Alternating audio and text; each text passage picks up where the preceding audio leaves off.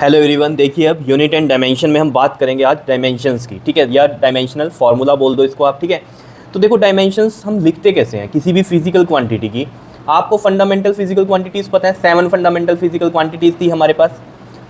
उन्हीं को हम रिप्रेजेंट करेंगे किसी भी फिजिकल क्वांटिटी में। जैसे कि हम बात करें, जैसे मान लो स्पीड है। ठीक है, तो स्पीड का फॉर्मूला क्या होता है हमारे पास, डिस्टेंस अपॉन में टाइम। तो डिस्टेंस लेंथ हो गया और टाइम टी टाइम हो गया। ठीक है ना, तो लेंथ और टाइम आ गया, तो यानी कि ये फंडामेंटल क्वांटिटीज है, तो इसकी फॉर्म में हम उसको रिप्रेजेंट करेंगे। और यहाँ हम ये बोल सकते हैं कि फंडामेंटल जो फिजिकल क्वांटिटीज़ होती हैं उनकी जो पावर्स हम लिखते हैं। ठीक है, जैसे हम एक्स की पावर कुछ लिखते हैं, ठीक है ना, ऐसे ही हम फंडामेंटल क्वांटिटीज़ की पावर्स की फॉर्म में किसी भी फिजिकल क्वांटिटी को रिप्रेजेंट करेंगे। जैसे देखो, सबसे पहले तो आपको ये पता होना चाहिए फंडामेंटल जो भी क्वांटिटीज़ हैं हमारे पास, ठीक है, उनकी अगर हम बात करें तो वो कौन कौन सी हैं हमारे पास। देखो, अगर मैं पहले रिप्रेजेंटेशन की बात करूं तो हमें फंडामेंटल क्वांटिटीज़ में पता है मास होता है आपके पास, ठीक है, लेंथ होती है, और क्या होता है, टाइम होता है, और क्या था आपके पास बताओ, लेंथ, टाइम, टेम्परेचर। ठीक है, टेम्परेचर था, और क्या था आपके पास, इलेक्ट्रिक करंट। ठीक है, और ल्यूमिनस इंटेंसिटी, ल्यूमिनस इंटेंसिटी। ठीक है, और क्या था आपके पास, एक अमाउंट ऑफ सब्सटेंस था। ठीक है, अमाउंट ऑफ सब्सटेंस। तो ये अगर आपको याद हो इनके यूनिट्स, ठीक है, वो तो अलग बात है, लेकिन हम इन फिजिकल क्वांटिटीज़ को रिप्रेजेंट कैसे करते हैं। जो ये फंडामेंटल क्वांटिटीज़ हैं, इसमें जैसे मास आ गया तो मैं एम लिखता हूँ, मैं यूनिट की बात नहीं कर रहा हूँ। ठीक है, मान लो इन्हीं की हमें एक तरह से कह लो आप डायमेंशंस कह लो, इन फंडामेंटल क्वांटिटीज़ की डायमेंशन कह लो। ठीक है, तो ये एम से रिप्रेजेंट होता है। ठीक है, और इसमें लेंथ एल से रिप्रेजेंट होती है, टाइम टी से रिप्रेजेंट होता है, टेम्परेचर को हम देखो के से भी लिखते हैं और कई जगह हम थीटा से भी लिखते हैं, ये ध्यान में रखना। ठीक है, इलेक्ट्रिक करंट जो होता है हमारा, हमें पता है उसको हम कैसे लिखते हैं बताओ, ए से। कैसे लिखते हैं इसको, ए से डायमेंशंस में। ठीक है, वैसे इसका सिंबल आई भी होता है, पता है आपको, आई भी होता है। ठीक है, लेकिन डायमेंशंस में हम इसको ए से लिखते हैं। ठीक है, और क्योंकि साइंटिस्ट के नाम पे, तो डायमेंशन में हम इसको इसके नेम पे ही लिखेंगे, एम्पियर होता है ना, जैसे यूनिट लिखते हैं। ठीक है, साइंटिस्ट के नाम पे, ऐसे डायमेंशन भी इसके साइंटिस्ट के नेम पे ही ए से रिप्रेजेंट किया है। ठीक है, कई जगह आई से भी करते हैं, लेकिन ए से करेंगे हम। ठीक है, ल्यूमिनस इंटेंसिटी का बता दो जरा, क्या था यूनिट, कैंडेला था। ठीक है, तो उसको हम सी डी से रिप्रेजेंट करते थे, सी डी से। ठीक है, और अमाउंट ऑफ सब्सटेंस का यूनिट होता था मोल, तो उसको हम एम ओ एल से लिखते थे। ठीक है, क्लियर है इतनी बात। तो इनको रिप्रेजेंटेशन करने का ये तरीका है हमारे पास। ठीक है, तो हम इस तरीके से रिप्रेजेंट करते हैं। क्लियर है, तो ये चीज़ ध्यान में रखना। बाई चांस की बात है कि इन तीनों के यूनिट भी यही होते हैं और इनकी रिप्रेजेंटेशन भी यही होती है फिजिकल क्वांटिटीज़ की। ठीक है, और टेम्परेचर में हम टी से नहीं लिखते क्योंकि टाइम को टी से लिख दिया था। तो टेम्परेचर में जो है होता है हमारे पास के होता है, उसकी टेम्परेचर केल्विन के नाम पे के होता है, और या फिर थीटा से भी हम इसको रिप्रेजेंट करते हैं। क्लियर है इतनी बात। ठीक है, तो टाइम टी हो गया, लेंथ एल हो गया, और मास एम हो गया। ये तीनों तो क्या होते हैं, इनके अलग से हम नोटेशन लिख रहे हैं, एम एल टी। क्लियर है, और यही तीन होती हैं वैसे मेन जो हम यूज़ करते हैं बार बार, लेकिन फिर भी इनका भी यूज़ होगा। बात समझ में आ गई है, बताओ, ये क्लियर है कहानी यहाँ पर। ये जो मास लेंथ टाइम को तो एम एल टी से लिख दिया, लेकिन टेम्परेचर को हमने टी से नहीं लिखा, के और थीटा से। इलेक्ट्रिक करंट ए से रिप्रेजेंट होता है, ल्यूमिनस इंटेंसिटी सी डी से, और amount of substance M O L से होता है। तो मैं आपको क्या कह रहा हूँ, जब भी हम डायमेंशन लिखेंगे किसी भी फिजिकल क्वांटिटी की, तो वो इन 7 को रिप्रेजेंट करेगी। और ये 7 जो थी हमारी फंडामेंटल फिजिकल क्वांटिटीज़ थी, ये एसआई सिस्टम में थी। किसमें थी ये, एसआई सिस्टम में। जैसे कि मैंने आपको बताया था, क्या, एक एमकेएस सिस्टम बताया था, एक सीजीएस बताया था, और एक एफपीएस बताया था। ठीक है, 3 सिस्टम तो ये बताए थे। ये एसआई सिस्टम था फंडामेंटल जो था हमारा, इसमें क्योंकि 7 क्वांटिटीज़ को रिप्रेजेंट करते हैं। अगर एमकेएस वाला ही देखो ना आप, तो ये एमकेएस वाला ही है। इसमें मास का केजी होता था, और सॉरी, ये एम से मीटर होता था लेंथ का, के से केजी मास का, एस से सेकंड होता था टाइम का। यहाँ भी वही है, मास केजी, लेंथ मीटर, और टाइम टी। लेकिन इसमें 4 और ऐड हो गई ना, तो एसआई सिस्टम में क्या होती हैं, 7 होती हैं हमारे पास। ठीक है, चलो ये तो कहानी अलग थी। जो मैं अब आपको बात बता था डायमेंशंस में, डायमेंशंस में हम क्या करते हैं, इन्हीं की फॉर्म में रिप्रेजेंट करते हैं। तो जैसे मैंने कहा था कि फंडामेंटल क्वांटिटीज़ की पावर्स की फॉर्म में लिखते हैं हम। ठीक है, तो जैसे यहाँ पर मान लो कोई भी क्वांटिटी है, उसमें ये 7 टर्म्स आ रही हैं, तो उसकी कुछ पावर ए हो गई एम की, एल की पावर मान लो बी हो गई, टी की मान लो सी हो गई, और यहाँ से मान लो ये के की क्या हो गई, डी हो गई पावर, इलेक्ट्रिक करंट ए की ई हो गई, सी डी की क्या हो गई हमारे पास, एफ हो गई। ठीक है, और मोल की क्या हो गई हमारे पास, जी हो गई। ठीक है, क्लियर। और इस तरीके से इनको ब्रैकेट में क्लोज कर देते हैं। क्या इतनी बात क्लियर है। अब जैसे एग्जांपल से समझो, अब आपको ये चीज़ तो समझ में नहीं आ रही होगी। देखो एग्जांपल से समझो, जैसे मैं कह रहा हूँ आपको स्पीड। अब देखो ऑब्वियस वाला डायमेंशन जितनी भी बनेंगी आपके पास, सारी ड्राइव फिजिकल क्वांटिटीज़ की बनेंगी, क्योंकि फंडामेंटल की तो यही है। ठीक है ना, इन्हीं की पावर 1 1 1 1 कर दो। अब फिजिकल क्वांटिटीज़ में दो थी ना, एक फंडामेंटल एक ड्राइव, तो सारी ड्राइव्ड के बारे में हम यहाँ बात करेंगे, जिनके फॉर्मूले होंगे उन फॉर्मूलों को हम रिप्रेजेंट करेंगे किस में बताओ, डायमेंशंस में। ठीक है, तो कोई भी आपको फिजिकल क्वांटिटी दे दी जाए, उसकी अगर आपको डायमेंशंस पता करनी है तो आपको फॉर्मूले याद होने चाहिए। डायमेंशन कभी भी आप याद नहीं कर सकते, देखना अभी मैं समझाता हूँ आपको। देखो जैसे मैंने एग्जांपल लिया स्पीड, तो स्पीड का फॉर्मूला आपको सबसे पहले पता होना चाहिए। तो हमें पता है क्या होता है, वो डिस्टेंस अपॉन में टाइम। डिस्टेंस हम किस में लेते हैं, मीटर में, और टाइम लेते हैं हम सेकंड में। तो हमें पता है कि मीटर क्या है, लेंथ ही है, और टाइम भी क्या है हमारा, सेकंड में है। ठीक है, तो ये टी में ही है, लेकिन हमें इसको रिप्रेजेंट करना है फंडामेंटल फिजिकल क्वांटिटीज़ की फॉर्म में। ठीक है ना, ये तो यूनिट हो गया इसका, ये तो क्या हो गया, यूनिट हो गया। अब डिस्टेंस हमें पता है ना क्या है, एक लेंथ ही है, तो मैं इसको एल से रिप्रेजेंट कर सकता हूँ, और टाइम को मैं किससे रिप्रेजेंट कर सकता हूँ, टी से रिप्रेजेंट कर सकता हूँ। क्या या नहीं, बता दो, कर सकते हैं ना हम इस तरीके से, एल और टी से, बता दो इसमें कोई दिक्कत है तो। अब इसको देखो, लिखने का तरीका क्या होगा, हमें लिखना है इसको फंडामेंटल फिजिकल क्वांटिटी की फॉर्म में। ठीक है, तो देखो जरा इसको मैं, एम इसमें नहीं है तो जीरो कर दिया, एल इसमें कितना है, 1 है। ठीक है, अगर मैं इसको देखूँ ना, ये एल है और ये टी की पावर 1 है, टी की पावर ऊपर जाके क्या हो जाएगा, -1 हो जाएगा। ठीक है, L1 T -1। अब इसको रिप्रेजेंट करने का तरीका देखो क्या हो सकता है, M0 L1 है, T -1 है, आगे इसमें क्या था, ये 0 है। ठीक है, जो टेम्परेचर था, करंट वाला एम जो था ए से रिप्रेजेंट कर रहे हैं, ये भी 0 है, कैंडेला भी 0 है इसमें, CD, और मोल भी क्या है इसमें 0 है, मतलब अमाउंट ऑफ सब्सटेंस भी 0 है, और जो हम बोलते हैं ल्यूमिनस इंटेंसिटी ये भी 0 है। तो इसको इस तरीके से रिप्रेजेंट कर सकते हैं। ठीक है, और इतना लंबा लिखने की तो ज़रूरत नहीं है फिर हर बार। ठीक है, किसी भी क्वांटिटी को तो मेन लिख देते हैं। ठीक है, मेन होती हैं ये 3। ठीक है, तो हम लिख देते हैं M0 L1 T -1। ठीक है, या फिर 0 वाली नहीं भी लिखनी, क्योंकि उसकी वैल्यू तो 1 ही है, M की पावर 0 यानी किसी की पावर 0 क्या है, 1 ही है। तो मैं इसको ऐसे भी लिख सकता हूँ L1 T -1, या फिर 1 वाली को ना भी लिखो। ठीक है, 1 वाली को ना भी लिखो, लेकिन -1 को तो लिखना पड़ेगा। देखो किसी की पावर हम नहीं लिख रहे तो अंडरस्टूड होती है, तो 1 ही है, तो मैं इसको LT -1 भी लिख सकता हूँ या नहीं। तो ये डायमेंशंस आ गया। अब आप देख लो ना, हमने क्या किया यहाँ पर, मैंने क्या बोला, डायमेंशंस क्या है, फंडामेंटल फिजिकल क्वांटिटीज़ की पावर्स की फॉर्म में हम किसी भी फिजिकल क्वांटिटी को रिप्रेजेंट करते हैं। तो यही तो किया यहाँ पर स्पीड। अब ऐसे तो नहीं पता स्पीड को, हमें फॉर्मूला पता है, डिस्टेंस बाय टाइम, ये L होता है, ये T होता है। भाई डिस्टेंस किस में मेजर करते हो, मीटर में ही ना, समझ रहे हो, तो लेंथ ही हो गई ना, एक तरह से लेंथ में काउंट होगी ना वो। ठीक है, क्लियर है इतनी बात, बताओ समझ में आ रही है तो बता दो। सिंपल सी कहानियाँ हैं। ठीक है, क्लियर हो रही है बात। तो यानी कि हमें रिप्रेजेंट करना है फंडामेंटल क्वांटिटीज़ की फॉर्म में। ठीक है, क्लियर। अब देखो ज़रा, अब हम यहाँ पर 1 बाय 1 डिस्कस करते हैं सारे डायमेंशंस जितनी भी हैं हमारे पास। ठीक है, ज़्यादातर हम वही करेंगे जो एग्जाम्स में पूछी जाती हैं। ठीक है, लेकिन बेसिक से स्टार्ट करेंगे ताकि आपको सारी बात समझ में आए। ठीक है, तो हम जैसे बात करें यहाँ पर, फर्स्ट हम बात करते हैं यहाँ पर एरिया की। ठीक है, देखो एरिया के लिए हमें सबसे पहले क्या पता होना चाहिए, फॉर्मूला पता होना चाहिए। ठीक है, ए से हम इसको मान लीजिए रिप्रेजेंट कर रहे हैं एरिया को, तो इसका फॉर्मूला क्या होता है हमारे पास, लेंथ इंटू में ब्रेथ। अब ऑब्वियस ही बात है, किसी की लेंथ है और ये ब्रेथ है। ठीक है, मैंने आपको पहले भी बताया, मान लो ये 2 मीटर है, ये 3 मीटर है तो ये मीटर में ही है, तो ये लेंथ में ही ना है, तो ये कहानी लेंथ में ही। तो यानी कि ये लेंथ इंटू ब्रेथ क्या हम बोल सकते हैं इसको, बताओ।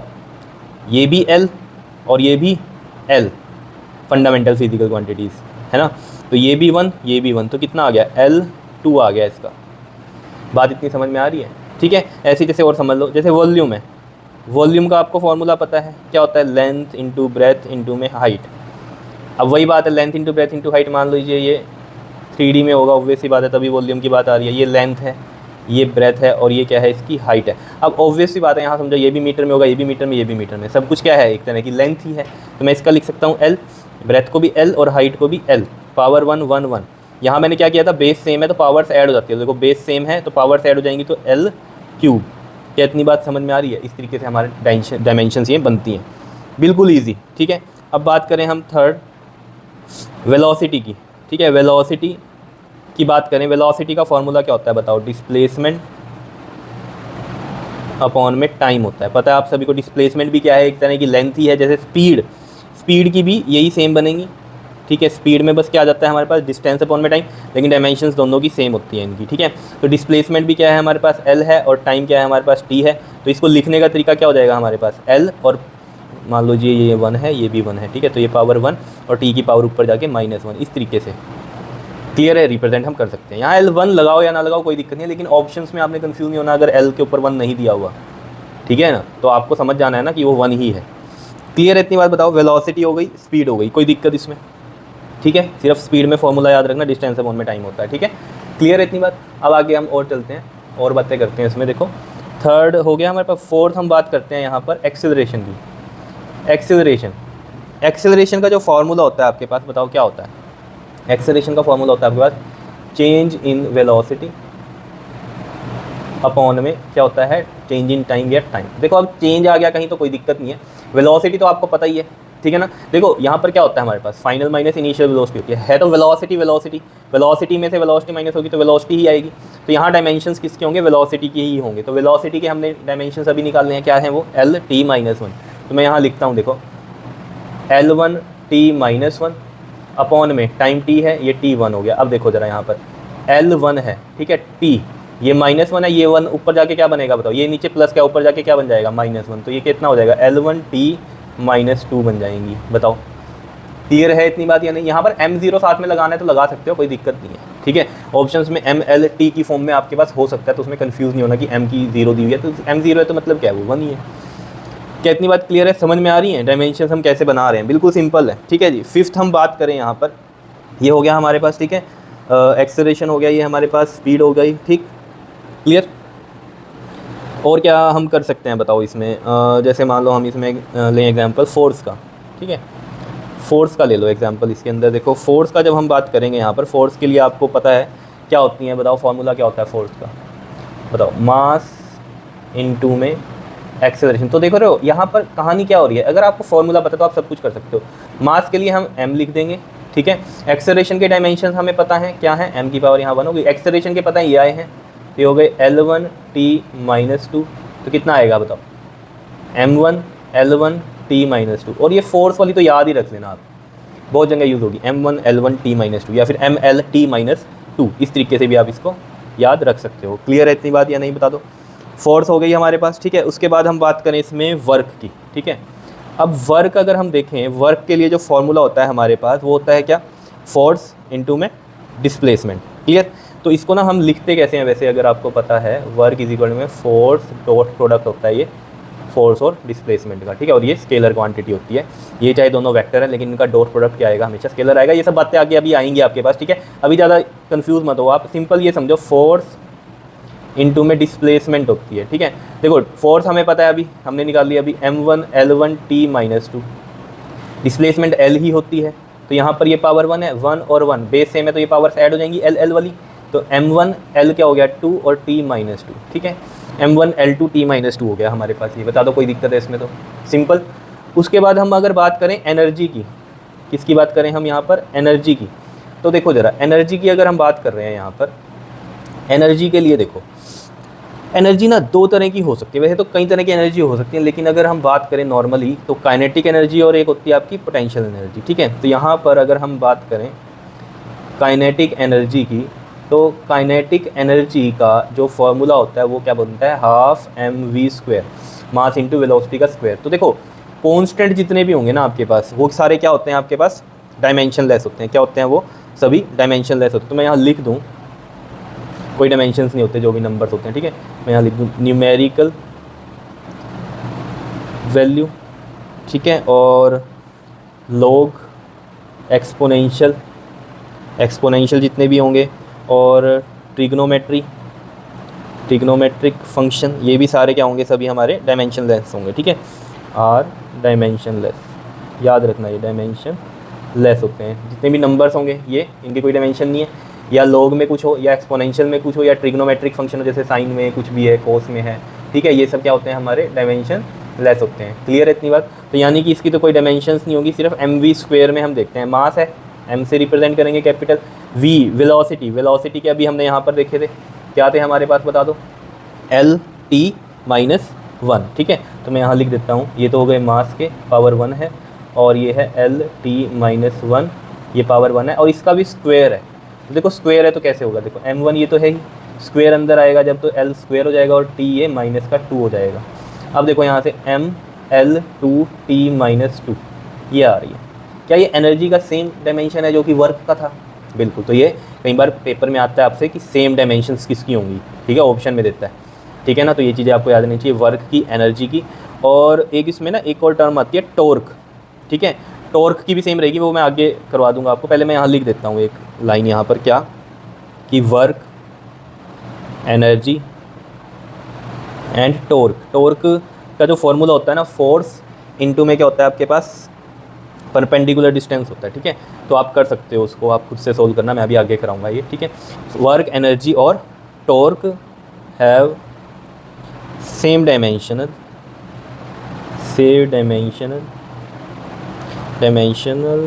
फॉर्मूला, ठीक है। क्या होता है वो हमारे पास, ml2t-2 ये होता है, ठीक है। टॉर्क के मैं अगर आपको बताऊं, यहाँ पर देखो टॉर्क के फोर्स इनटू में मैं क्या कह रहा हूँ, डिस्प्लेसमेंट होती है, ठीक है। तो फोर्स के आपको पता है mlt-2 और डिस्प्लेसमेंट l है, तो ये देख लो आपके पास सेम ही हो गया ना फिर ये ml2t-2। अब आपको ये तो सब पता था, है ना, एक्सेलरेशन क्या होता है, वेलोसिटी क्या होती है, ठीक है, स्पीड, एनर्जी, वर्क, ये सब तो आपको पता था, ठीक है।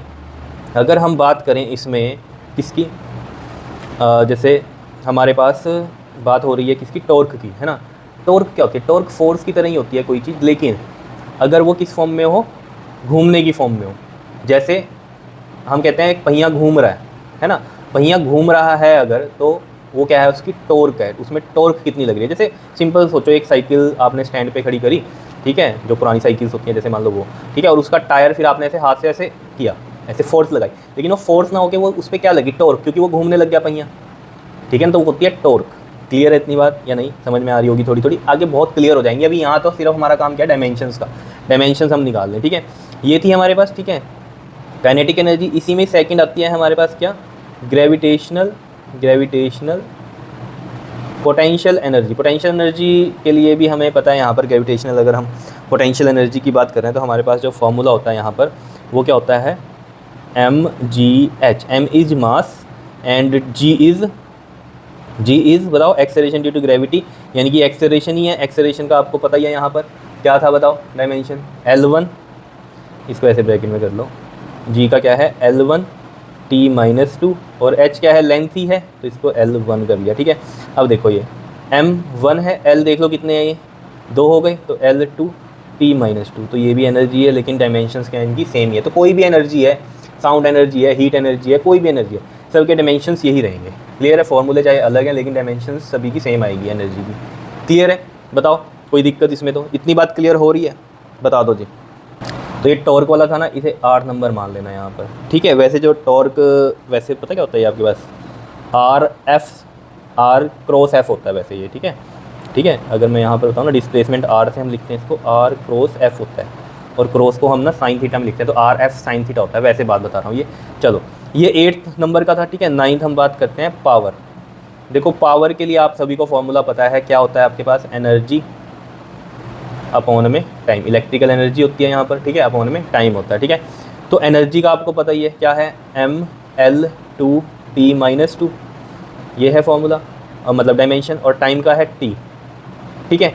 तो यहाँ पर देखो क्या बन जाएगा, m1l2, अब देखो t, ये 1 ऊपर जाके -1, तो t कितना आ गया यहाँ पर, -3 आ गया, तो m1l2t-3। अब इसमें पावर का एक और फॉर्मूला होता है, फोर्स इनटू में वेलोसिटी। क्या होता है, फोर्स इनटू में वेलोसिटी। कैसे फोर्स इनटू वेलोसिटी, देखो एक चीज़ को समझो, ये क्या था हमारे पास, फोर्स इनटू में वेलोसिटी हम कह रहे हैं इसको। यहाँ पर देखो आप एनर्जी की जगह वर्क अपॉन में टाइम भी कर सकते थे, ठीक है, तो वर्क अपॉन में टाइम, ठीक है। वर्क क्या होता है, फोर्स इनटू में डिस्प्लेसमेंट, और ये अपॉन में टाइम, तो देखो फोर्स और डिस्प्लेसमेंट अपॉन में टाइम क्या होती है, वेलोसिटी, तो F इंटू वी भी हो गया, ठीक है। तो ये इससे भी यही आएगा, देख लो ml-2 फोर्स के हैं और वेलोसिटी की क्या है, L-1, तो ये देख लो ml कितने हो गए 2, और ये t कितने हो गए -2 -1 -3, तो यही आएगी सेम। क्लियर है इतनी बात या नहीं, ठीक है। तो ये आपको वैसे ही समझा दिया मैंने यहाँ पर, क्लियर। तो फोर्स इंटू वेलोसिटी भी क्या होते हैं आपके पास, पावर के ही फॉर्मूला होता है। डायमेंशंस आपने देख ही लिए यहाँ पर, ठीक है। बताओ इतनी बात समझ में आई है, फिर हम नेक्स्ट पेज पे चलते हैं। इतनी बातें बताओ जी, क्लियर है या नहीं है, ठीक है। तो ये बेसिक है बिल्कुल ही, ठीक है ना। अभी थोड़ा और आगे फॉर्मूले अगर आपको याद है फिर तो सब कुछ ईजी है। देखो अगर फॉर्मूले, क्योंकि अब आगे ऐसी चीज़ें आएंगी आपके जो फॉर्मूले आपने सुने नहीं होंगे, ये तो सुने हुए हैं आपने, तो थोड़ा इजी मैं इसलिए कह रहा हूँ, ठीक है। वैसे पूरा चैप्टर ही ईजी है, क्यों है ईजी, क्योंकि अगर आपको फॉर्मूले याद हो गए तो यहाँ पर डायमेंशंस बनानी कोई मुश्किल नहीं है, ठीक है। इतनी बात बता दो समझ में आ रही है या नहीं आ रही है, ठीक है। चलो नेक्स्ट पेज पे चलते हैं। देखिए जी, अब नंबर 10 हम बात करेंगे प्रेशर की, ठीक है। अब देखो प्रेशर का आप सभी को फॉर्मूला पता है, कितना होता है, फोर्स अपॉन में एरिया होता है, ठीक है। तो इसके डायमेंशंस कैसे बनेंगे, हमें फोर्स के पता है ml-t-2, और एरिया के हमें पता है L 2 होते हैं, है ना। तो ये 1, तो यहाँ पर कितना आ जाएगा m1l। अब देखिए 2 ऊपर जाके -2, तो 1 -2 कितना होता है -1, समझ रहे हो ना, ये पावर, क्योंकि ऊपर लेके जाएंगे तो l -2 बनेगा और बेस सेम है तो पावर्स क्या हो जाती हैं ऐड, तो 1 -2 एडिशन आपको पता है ना अलजेब्रा में, तो 1 -2 भी क्या होता है हमारा माइनस होता है ना, तो -1 होगा, क्लियर। और साथ में क्या आ जाएगा हमारा t -2, तो ml-1 t -2 is the dimension of pressure, ठीक है। अब हम बात करते हैं इसमें स्ट्रेस की। देखो स्ट्रेस भी क्या होता है आपके पास, फोर्स अपॉन में एरिया, याद रहेगा। स्ट्रेस भी क्या होता है, फोर्स अपॉन में एरिया, तो यही सेम डायमेंशंस रहेंगी m1 l-1 t -2, ठीक है। अब मैं यहाँ पर 2-4 ऐसे ही लिखूँगा जिनकी सेम है, ठीक है। और 12 अगर हम बात करें यहाँ पर, ठीक है, ये चीज़ समझ में आ रही है या नहीं आ रही है, बताओ। सिंपल सी कहानी है, ठीक। जैसे मैं इसमें बात करूँ एनर्जी डेंसिटी की, एनर्जी डेंसिटी, वैसे ये टर्म जो है आपके पास 12th में आती है, लेकिन फिर भी यहाँ डायमेंशंस तो करनी ज़रूरी है ही है। एनर्जी डेंसिटी, क्योंकि आपका तो कंबाइंड पेपर होगा ना नीट में, क्लियर है। तो एनर्जी डेंसिटी अगर हम देखें तो एनर्जी डेंसिटी का जो फार्मूला होता है आपके पास वो क्या होता है, एनर्जी अपॉन में वॉल्यूम होता है, ठीक है। तो एनर्जी के आपको पता ही है ml2t -2 होते हैं, ठीक है, याद हो जाने चाहिए अब तक तो। और अपॉन में क्या होगा आपका, वॉल्यूम क्या होता है l3। तो यहाँ से देखो जरा, m1 तो है ही, l कितना होगा, देखो ये 2 है, ये ऊपर जाके -3 तो -1 होगा, और ये t -2 तो देख लो इसके भी सेम आ गए जो इनके से सेम। एनर्जी डेंसिटी हो गई आपके पास, ठीक है। उसके बाद हम बात करें इसमें यंग्स मॉडुलस, यंग मॉडुलस, ठीक है, ये भी आपके पास आएंगे अभी आगे, ठीक है। तो यंग्स मॉडुलस जो होता है हमारे पास, इसका जो फॉर्मूला हम कहें वो क्या होता है आपके पास, स्ट्रेस ओवर में स्ट्रेन। स्ट्रेस के तो आपको पता ही है F/A होता है, ठीक है। और स्ट्रेन के क्या होते हैं, चेंज इन लेंथ अपॉन में original length, change in length upon में ओरिजिनल लेंथ, ठीक है। तो मैं यहाँ स्ट्रेन के अलग से आपको पहले बता दूँ, यहाँ पर स्ट्रेन का क्या होता है, चेंज इन लेंथ अपॉन में ओरिजिनल लेंथ। अब देखो लेंथ का भी यहाँ पर डायमेंशन L होगा और नीचे इसका भी L, तो ये तो क्या हो गई, डायमेंशन लेस हो गई, बिकॉज यहाँ पर ये कट जाएंगे और ये क्या बनेगा हमारे पास, सिंपल 1 आ जाएगा, ठीक है। चलो 1 जैसे आ रहा है ये कट के, या फिर इसको ऐसे समझ लो, ये 1 ऊपर जाके पावर L की पावर कितनी बन जाएंगी, 0, 1 - 1 0, तो ये 1 ही हो गया। तो मतलब ये है कि यहाँ पर डायमेंशन क्या है इसकी, कुछ भी नहीं है, तो डायमेंशन लेस है, तो इसकी तो कोई डायमेंशन है नहीं। फोर्स अपॉन में एरिया का सेम यही डायमेंशन होगा जो कि हमारे पास यहाँ है, तो यही लिख देंगे बस इसको, m1 l-1 t -2, क्योंकि नीचे तो यहाँ कोई डायमेंशन है ही नहीं, तो यही हो गए यंग्स मॉडुलस के। क्या इतनी बात क्लियर है या नहीं है? तो मैं यहाँ पर ना लिख देता हूँ कि ये जो 4 आपके पास टर्म्स आई हैं इनकी क्या है, डायमेंशंस सेम है, ठीक है। तो मैं यहाँ लिखता हूँ, क्लियर है, समझ में आ रही है बात। तो मैं यहाँ लिख देता हूँ ये बात कि प्रेशर, स्ट्रेस, एनर्जी डेंसिटी, ठीक है, और यंग मॉडुलस, और साथ में ये भी याद रख लेना, एक होता है बल्क मॉडुलस। क्या होता है बल्क मॉडुलस, ये आगे आपके पास जब चैप्टर होंगे ना उसमें समझ में आ जाएगा, लेकिन मैं अभी बता देता हूँ आपको कि यहाँ पर क्या क्या चीज़ें सेम होंगी, ठीक है। और एक होता है मॉडुलस ऑफ रिजिडिटी, ठीक है। इनके सब के क्या होंगे आपके पास, बताओ, सेम रहेंगे, ठीक है। तो मैं यहाँ लिख देता हूँ, यहाँ पर लिख देता हूँ, यहाँ लिख दूँ, यहाँ पर, चलो यहाँ लिख देता हूँ, डायमेंशंस या dimension formula of following quantities are same.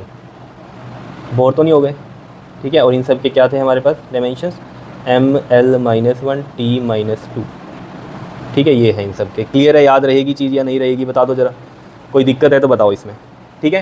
तो ये मैंने आपको यहाँ बता दिया था, pressure, stress, energy density, Young's modulus, इन सब के तो सेम है ही। साथ में ये भी बता दें यहाँ पर बल्क मॉडुलस ऑफ रिजिडिटी, इनके भी क्या हैं, यही है डायमेंशंस। यंग्स मॉडुलस को ना हम एक चीज़ और बोलते हैं, क्या बोलते हैं बताओ, मॉडुलस ऑफ इलास्टिसिटी बोलते हैं। मैं यहाँ लिख दूँ, और मॉडुलस ऑफ इलास्टिसिटी भी बोलते हैं इसको, इलास्टिसिटी, ठीक है, याद रहेगा। ये बताओ समझ में आई कहानी या नहीं। अभी तक जो हमने पढ़ा, वर्क, एनर्जी, टॉर्क की सेम थी, ml2t -2 थी, और यहाँ पर जो हमने पढ़ी अभी 4, pressure, stress, energy density, Young's modulus और बल्क मॉडुलस और मॉडुलस ऑफ रिजिडिटी, ये भी ऐड कर लो, इसमें 6 हो गई टोटल। इनकी भी यही होती है डायमेंशन, m1 l-1 t -2, ठीक है। क्लियर है, बोर तो नहीं हो गए, साथ साथ करते रहो आप भी, ताकि ईजी रहे आपके लिए भी ये चीज़ें, बताओ, ठीक है, अब हम चलते हैं नेक्स्ट अपनी 14 पर। यहाँ लिखते हैं हम 14 अपनी, यहाँ लिखते हैं 14 फ्रीक्वेंसी। फ्रीक्वेंसी का देखो आपको सभी को पता है 1 में टाइम, ठीक है ना, टाइम का इन्वर्स ही होता है, तो ऑब्वियस बात है ये 1/t हो गया, तो यानी कि t की पावर -1 इसकी क्या हो गई, डायमेंशंस हो गई। क्या इतनी बात क्लियर है? बता दो कोई दिक्कत इसमें, ठीक है। अब हम बात करते हैं यहाँ पर एंगुलर डिस्प्लेसमेंट की। किसकी? Angular displacement. देखो एक डिस्प्लेसमेंट तो आपको पता है जो लीनियरली होती है डिस्प्लेसमेंट, है ना। एंगुलर क्या होती है? जो एंगल की फॉर्म में होती है। जैसे मान लो ये पर्टिकुलर ऑब्जेक्ट यहाँ है, तो इसने डिस्प्लेसमेंट अब ये घूम के ना यहाँ आ गया इस पोजीशन में, तो इसने एंगुलर डिस्प्लेसमेंट कितनी करी यहाँ, ठीक है ना। ये वाली डिस्प्लेसमेंट एंगुलर में कितनी करी, एंगल में कितनी करी। नॉर्मल डिस्प्लेसमेंट होती है कि यहाँ से ज़रा यहाँ, ठीक है, फिर वापस आ गया। आपको पता है ये शॉर्टेस्ट पाथ क्या होती है, डिस्प्लेसमेंट होती है। तो ये हमारा डिस्प्लेसमेंट हो जाएगी, यहाँ से ये गया फिर ये इधर यहाँ आया, तो डिस्प्लेसमेंट ये होगी शॉर्टेस्ट पाथ। ये लीनियरली है, लेकिन एंगुलर में क्या है हमारे पास, एंगल की फॉर्म में, ठीक है ना। यहाँ से यहाँ पूछा, लेकिन कितने एंगल पे ये है इस टाइम, ठीक है ना, तो वो एंगुलर डिस्प्लेसमेंट। इसका जो फॉर्मूला होता है सभी को आपको पता है, थीटा से हम इसको रिप्रेजेंट करते हैं, आर्क ऑफ लेंथ होता है, ठीक है, ये वाली लेंथ होती है, अपॉन में ये रेडियस होती है, ठीक है, क्लियर। तो आर्क ऑफ लेंथ आपको पता है एल है, और रेडियस भी क्या है हमारे पास इसकी, एल है, ठीक है। तो इसके जो डायमेंशंस होंगे वो क्या होंगे, 1 में से 1 गया 0, तो ये तो इस तरीके से लिख सकते हैं m0 l0 t0 या फिर l0 लिख दो, कोई डायमेंशंस नहीं है इसके, ठीक है। लेकिन इसके यूनिट होते हैं, डायमेंशन नहीं है लेकिन यूनिट होते हैं। यूनिट क्या होते हैं इसके, रेडियन होते हैं, याद रखना क्या होते हैं, रेडियन होते हैं इसके यूनिट। क्लियर, बताओ, ठीक है। अब बात करते हैं हम यहाँ पर, अब कई बच्चे ऐसे कह रहे होंगे कि यूनिट एंड डायमेंशन है ये, ठीक है, और डायमेंशंस करवा दिए शुरू, यूनिट तो बताई नहीं। यूनिट तो आपको पता ही है, साथ साथ आपको पता चल ही रहा है। जैसे फोर्स का न्यूटन होता है, ठीक है, प्रेशर का क्या होगा, न्यूटन पर मीटर स्क्वायर या पास्कल भी बोलते हैं इसको, ठीक है। ये चीज़ें तो बड़ी कॉमन है आपके लिए, ठीक। बताओ जी, समझ में आई?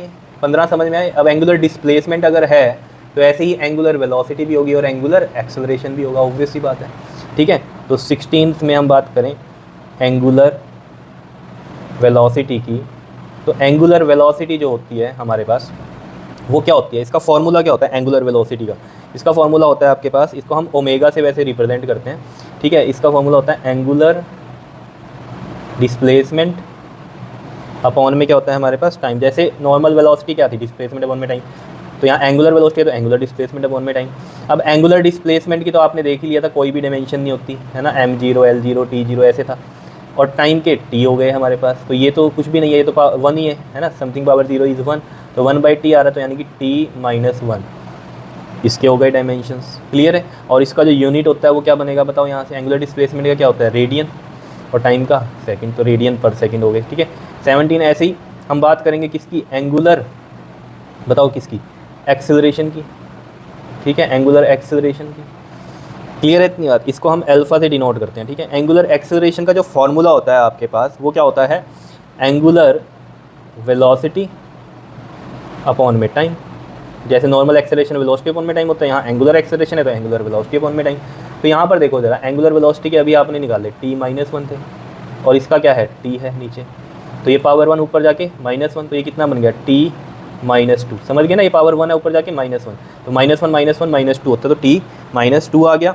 और अगर इसके आप जो यूनिट सोचोगे तो यूनिट क्या होंगे इसके, बताओ यूनिट, इसका रेडियन पर सेकंड और ये भी सेकंड है, तो रेडियन पर सेकंड स्क्वायर इसके यूनिट हो जाएंगे। क्या इतनी बात क्लियर है या नहीं है, बता दो, बताओ कोई दिक्कत है इसमें तो, ठीक है। ये हो गया हमारे पास। उसके बाद अगर हम बात करें यहाँ पर मोमेंटम ले लो, मोमेंटम का जो फॉर्मूला होता है वो क्या होता है, p से हम इसको डिनोट करते हैं, मास इंटू वेलोसिटी होता है, मास इंटू में वेलोसिटी, मास का m और वेलोसिटी के क्या होते हैं बताओ, l-t-1, तो ये क्या आ गया, m-l-t-1। बताओ मोमेंटम के समझ में आए, m-l-t-1, या फिर यहाँ पर 1 भी आप लगा सकते हो, ठीक है, क्लियर है, कैसे भी लिख सकते हैं हम, कोई दिक्कत नहीं है, क्लियर। बताओ इसमें कोई दिक्कत है तो बता दो इतने में। अब देखो ज़रा 19 हम बात करें इसमें, जैसे मोमेंटम था ऐसे ही एंगुलर मोमेंटम में जो फॉर्मूला बनता है वो बनता है इसका mv/r sin थीटा। अब ये तो ट्रिग्नोमेट्रिक फंक्शन है, इसके तो कोई डायमेंशन नहीं है, मास के m है, वेलोसिटी के हमें पता है क्या होते हैं l-t-1, और r के l है, डिस्टेंस हो गया ये, ठीक है। तो m1 l1 और l2 हो जाएंगे, सॉरी ये 1 है ना, ये भी 1 है, तो 1 और 1 2, तो ml2 और ये साथ में t-1, तो ml2 t-1 क्लियर है, बताओ। उसके बाद हम बात करें इसमें मोमेंट ऑफ इनर्शिया की, तो मोमेंट ऑफ इनर्शिया दिखाई दे रहा है ना, ये मोमेंट ऑफ इनर्शिया की हम बात करें तो इसका जो फार्मूला होता है वो होता है, और इसको आई से हम डिनोट करते हैं, ठीक है, करंट वाला आई नहीं, मोमेंट ऑफ इनर्शिया में भी आई से लिखते हैं। इसका फार्मूला होता है M R square, M is mass तो एम लिखेंगे, और आर क्या है, एल है, डिस्टेंस है, तो एल का स्क्वायर हो जाएगा यहाँ, तो एम एल टू, ठीक है, पावर 1 लिख लो इसकी, एम की, ठीक है, तो एम एल टू। क्लियर है इतनी बात या नहीं, बताओ कोई दिक्कत इसमें तो, ठीक है। 21 हम बात करें, इसमें सारे आपको याद हो जाने चाहिए ये फार्मूले, मेन फार्मूलों की बात है, डायमेंशन तो आप बना लोगे, कोई दिक्कत नहीं है, ठीक है। 21 की अगर हम बात करें इसमें, तो हम क्या लें, इसमें सरफेस टेंशन ले लेते हैं, चलो सरफेस टेंशन। सरफेस टेंशन का जो फार्मूला होता है वो क्या होता है आपके पास, टेंशन फोर्स अपॉन में लेंथ, ठीक है। तो टेंशन फोर्स मतलब फोर्स के क्या होते हैं, M L T minus two, याद होने आनी चाहिए, ठीक है, अपॉन में एल। अगर यहाँ एम एल टू हो जाता तो ये एनर्जी के हो जाते हैं, है ना, M L two T minus two, M L one T minus two है तो ये फोर्स के हैं, ठीक है। तो यहाँ पर देखो जरा, आपके पास ये 1 है और ये भी 1 है, तो ये 1 ऊपर जाके -1 0 हो जाएगा, तो M one L zero T minus two, या फिर मैं इसको ऐसे भी लिख सकता हूँ एम टी माइनस टू, या नहीं, बताओ। ठीक है जी, बताओ समझ में आ रही है या नहीं आ रही है, बता दो। बिल्कुल ईजी है कहानी, ठीक है। उसके बाद हम बात करते हैं अब थोड़ी सी डिफरेंट क्वांटिटीज़ के बारे में चलेंगे हम, जो कि हमारे पास किस में है, 12th क्लास में है वो क्वांटिटीज़, ठीक है, उनका मतलब वहीं पर ही यूज़ है ज़्यादातर, लेकिन आपने क्लास 10th में उनके बारे में सुना हुआ है, ठीक है, तो उनकी भी हम यहाँ पर बात कर लेंगे डायमेंशंस में, ठीक है, क्योंकि पेपर में तो आपके पास कुछ भी आ सकता है या नहीं आ सकता, बताओ, ठीक है। तो ये आप नोट कर लेना अच्छे से इतनी बात, ठीक है। फिर हम नेक्स्ट पेज पे चलते हैं, अगली क्वांटिटीज़ को करते हैं, पहले ये नोट कर लेना आप अच्छे से, ठीक है, ये नोट कर लेना अच्छे से, क्लियर। चलो जी नेक्स्ट पेज पर चलते हैं अब हम यहाँ पर। देखिए जी, थोड़ा लंबा हो जाएगा लेक्चर, लेकिन डायमेंशंस की सारी कहानी यहीं ख़त्म हो जाएगी, ठीक है। देखो जी, जैसे हम बात करें इसके अंदर कितने पॉइंट्स हुए थे हमारे, वो पीछे 21 हुए थे ना, ठीक है। 22 की हम बात करते हैं, 22 की देखो, चार्ज सुना है आपने, चार्ज क्यू से हम इसको रिप्रेजेंट करते हैं, ठीक है, क्यू से रिप्रेजेंट करते हैं। अब चार्ज का फॉर्मूला क्या होता है, देखो आपने करंट पढ़ा है, करंट का जो फॉर्मूला था वो क्या था, Q by T, charge upon में टाइम, पढ़ा है क्लास 10th में, ठीक है। तो यहाँ से आप देख लो Q की वैल्यू कितनी आ जाएगी, I इंटू में टी, तो यहाँ से अगर मैं फॉर्मूला देखूँ तो I इंटू में टी, करंट इंटू में टाइम। अब I के आपको डायमेंशंस अगर याद हो तो मैंने कहा था A से उसे रिप्रेजेंट करते हैं, I से नहीं करते, ठीक है, ये थोड़ी सी चीज़ आपको ध्यान में रखनी है, ठीक है। A से हम रिप्रेजेंट करते हैं, और टाइम तो हमें पता ही है T से, तो ये दोनों पावर 1 है, तो A1 T1 is the dimension of charge, ठीक है। अब हम बात करें अगर इसमें इलेक्ट्रिक पोटेंशियल की, इलेक्ट्रिक पोटेंशियल भी आपने क्लास 10th में पढ़ा है, इलेक्ट्रिक पोटेंशियल, बताओ V से इसको रिप्रेजेंट करते हैं, और फॉर्मूला क्या होता है इसका आपके पास, वर्क अपॉन में चार्ज, ठीक है, वर्क अपॉन में चार्ज। तो वर्क क्या आपको सभी को पता है, M L two T minus two, और चार्ज के अभी आपने ऊपर से निकाले हैं A1 T1, तो इनको देखो लिखने का ढंग कैसे लिखेंगे, M as it is, L नहीं है कुछ तो L2, ठीक है, और यहाँ पर T देखो, T कितना होगा -2, और ये 1 ऊपर जाके -1, तो माइनस का 3 बनेगा, और A नीचे 1 है ऊपर जाके माइनस का 1 बनेगा, है ना, पावर्स के साइन चेंज हो जाएंगे अगर हम उसे ऊपर लेकर चलेंगे। क्या इतनी बात क्लियर है या नहीं है, बता दो। पता चल गए इलेक्ट्रिक पोटेंशियल के भी डायमेंशंस। बात करते हैं 24th हम रेजिस्टेंस के, ये भी आपने सुना ही हुआ है, रेजिस्टेंस। रेजिस्टेंस के लिए देखो V इज़ टू में आपको पता है IR, फॉर्मूला था V direct devotion to I Ohm's law से, तो डायरेक्ट डिवोशन का साइन हटा के कांस्टेंट आता है R, तो R की वैल्यू क्या हो जाती है हमारे पास, V बाई आई। तो जो R है हमारे पास वो क्या होता है, V बाई आई, यानी कि पोटेंशियल, पोटेंशियल के अभी हमने देखे हैं M L two T minus 3A minus 1, और करंट के कितने हैं हमारे पास, A, करंट का A होता है सिंपल, ठीक है, जैसे यहाँ लिखा था ना करंट का A, ऐसे ही यहाँ A, ठीक है, तो A की पावर 1 है यहाँ, ये भी 1 है, ठीक है। अब देखो जरा इसको लिख लो, M1 L2 T माइनस 3, और ये 1 है ना, ऊपर जाके -1 बनेगा, तो A कितना हो जाएगा, -2 हो जाएगा। तो ये आ गए रेजिस्टेंस के, M1 L2 T minus 3A minus 2। बता दो जी, इसमें कोई परेशानी है तो सिंपल है कहानी, ठीक है, ये चीज़ समझ में आ गई। अब बात करते हैं हम 25th की। 25th क्या लेंगे हम यहाँ पर, कैपेसिटेंस। ये आपके पास नई टर्म है, ठीक है, कैपेसिटेंस, ये 12th में आएगी आपके पास, लेकिन इसको ध्यान में रखना, C से हम इसको रिप्रेजेंट करते हैं, ठीक है। अगर चार्ज की फॉर्म में हम देखें तो इसका फार्मूला होता है CV, ठीक है, क्योंकि Q जो होता है डायरेक्ट डिवोशन होता है पोटेंशियल के, और डायरेक्ट डिवोशन साइन डाके C आता है कांस्टेंट जो कि कैपेसिटेंस होता है, तो C की वैल्यू यहाँ से आती है हमारे पास Q बाई V। तो C इजकल टू हो गया Q बाई वी, Q के भी आपको पता है A1 T1 अभी ऊपर ये आपने देखे ही है, ठीक है, अपॉन में V इज़ पोटेंशियल, पोटेंशियल के ये रहे M1 L2 T minus 3 A minus 1। तो इसको भी देखो ज़रा, M ऊपर जाएगा तो -1, पहले अगर M है तो M ही लिखना है, ठीक है, रिप्रेजेंट करने का तरीका MLT की फॉर्म में लिखते हैं हम पहले, ठीक है। तो M ऊपर जाएगा तो -1, L ऊपर नहीं है तो नीचे ही है, तो L ऊपर जाके कितना हो जाएगा -2, T ऊपर है 1 है और ये -3 है, -3 ऊपर जाके +3 बनेगा, तो यानी कि T की पावर बन जाएगी 4, और ये -1 ऊपर जाके +1 बनेगा तो A की पावर भी क्या बन जाएगी 2, ठीक है ना, 1 में 1 ऐड हो जाएगा, ऊपर जाके +1 हो जाएगा ये, तो ये आ गया आपके पास। क्लियर है, बता दो क्या आया है, M -1 L -2 T 4 A2। तभी मैंने कहा था डायमेंशन याद नहीं हो सकती, फॉर्मूले याद है तो सब कुछ कर सकते हो आप। क्लियर है इतनी बात, तो फॉर्मूले याद करने हैं ना कि डायमेंशन याद करनी है। कुछ होती हैं जो कि आपको याद हो जाती हैं, जैसे वेलोसिटी की हो जाएंगी LT -1, एक्सेलरेशन की LT -2, फोर्स की MLT -2, वर्क एनर्जी की ML2T -2, तो ये कुछ ऐसी हैं जो आपको याद हो जाती हैं, ठीक है, वो अलग बात है। लेकिन मेरा कहने का मतलब है कि ऐसे रटना नहीं है इनको बैठ के, क्योंकि आज याद रहेंगी, कल याद रहेंगी, परसों भूल जाओगे, लेकिन फार्मूले याद रहेंगे। अगर आप फार्मूले याद करोगे तो आप बना सकते हो इनको, ठीक है। बात करते हैं हम 26 की यहाँ पर, तो हम लेते हैं इंडक्टेंस। ये अब नई टर्म्स चल रही हैं आपके पास, ठीक है। इंडक्टेंस सुना होगा लेकिन फार्मूले नहीं सुने होंगे इनके, ठीक है। तो L से हम इसको रिप्रेजेंट करते हैं, और इसका फार्मूला देखो कहाँ से आता है, E इक्वल टू होता है हमारे पास 1/2L I का स्क्वायर। I क्या होता है इसमें, करंट, E क्या होता है इसमें आपके पास, एनर्जी, और L तो आपको पता है इंडक्टेंस। तो L का फॉर्मूला यहाँ से क्या बनेगा देखो, 2E अपॉन में I स्क्वायर। अब हमें पता है जो भी मान लो न्यूमेरिक वैल्यू उसके तो कोई डायमेंशन होते नहीं है हमारे पास, ठीक है। तो सिंपल एनर्जी बचा और ये करंट बचा, ठीक है। तो एनर्जी के हमें पता है ML2T -2 होते हैं, ठीक है, और जो करंट है इसका A होता है, तो ये 2 है तो ये 2 हो गया यहाँ पर, तो ये तो सिंपल हो गया यहाँ पर ML2T -2 और A ऊपर जाके माइनस का 2 बन जाएगा। क्या इतनी बात क्लियर है या नहीं है, और 1 लगा दो यहाँ पावर, जहाँ नहीं होती कुछ तो 1 लगा दिया करो। बता दो जी, समझ में आया इंडक्टेंस का, M1 L2T -2 A -2, ठीक है। अब मैं जैसे कुछ क्वेश्चन लेता हूँ यहाँ पर जो कि आपके एग्जाम में आए हुए हैं, ठीक है। देखो जैसे क्वेश्चन आया हुआ है आपके पास, फाइंड आउट द, मैं लिख देता हूँ यहाँ, find out the dimension formula of R upon में L C और V।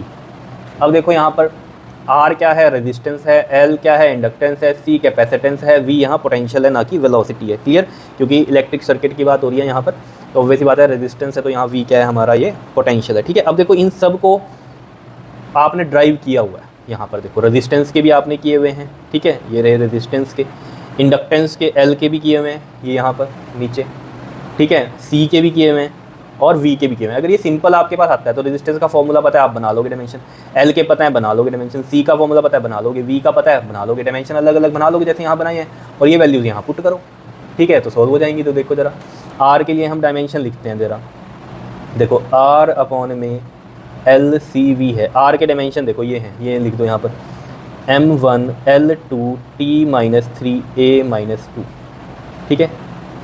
अब लिखो L के, L ये रहा, क्या था ये L के डायमेंशन यहाँ दिख रहे, मैं यहाँ लिख देता हूँ, ये देख लो आप ध्यान रखना, M1 L2T -2 A -2, तो मैं यहाँ लिखता हूँ, देखो ज़रा यहाँ पर, देखो यहाँ लिखता हूँ मैं, M1 L2T -2 A -2, ये किसके लिखे हैं मैंने यहाँ पर, L के। अब C के लिखते हैं, कैपेसिटेंस के ये रहे, दिख रहे हैं, ये दिख रहे हैं आपको, ये वाले लिखते हैं यहाँ पर C के, M-1 L -2 T4 A2, ठीक है, आया हुआ है ये एग्ज़ाम में आपके कंपटीशन में, ठीक है। और पोटेंशियल के ये रहे, ठीक है, तो यहाँ लिखते हैं हम इसको, M1 L2 T -3 A -1, ये है आपके पास। अब देखो यहाँ पर सॉल्व करते हैं, देखो सबसे पहले नीचे वाली टर्म्स को सॉल्व कर लो, देखो ये 1 है, ये -1 -1 0, ये तो ख़त्म हो गया M, ये बचा M1, ये 1 ऊपर जाके क्या बनेगा -1, तो M की तो पावर क्या हो गई, 0 हो गई, ठीक है। अब बात करते हैं L की, देखो L यहाँ 2 है, यहाँ -2 है, ये तो ख़त्म हो गया, 2 -2 0 हो गया, ये तो ख़त्म, यहाँ 2 है और यहाँ भी 2 है, तो ये भी ख़त्म हो गया, या नहीं हो गया, 2 ऊपर जाके -2 बनेगा ना, तो ये भी ख़त्म हो गया, तो L भी क्या आ गया हमारे पास, 0 आ गया।